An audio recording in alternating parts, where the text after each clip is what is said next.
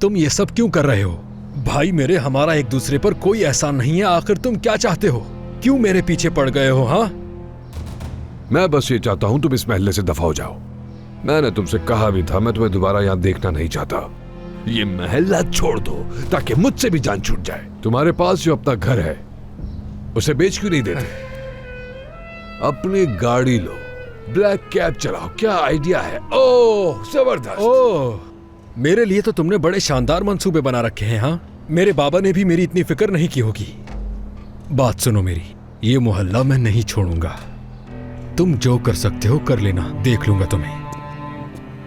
अली की शादी हो रही है, फिर मुझे कहीं जाने की क्या जरूरत है? अम्मी को हमेशा से डर था कि अली और मैं एक ना हो जाए, लेकिन अब तो ये डर खत्म हो चुका है। अच्छा, गुस्सा करने की जरूरत नहीं है। मैं जानती हूँ ये सब तुम्हारे लिए बहुत मुश्किल है। थोड़े दिनों बाद अली की शादी हो जाएगी, फिर उसके बच्चे भी हो जाएंगे। उसे रोज ऑफिस में देखना आसान नहीं होगा। मैं कहीं नहीं जाऊंगी तूबा, ये सूरत हाल संभाल लूंगी मैं। अली और सोना से जिंदगी भर नहीं भाग सकती मैं।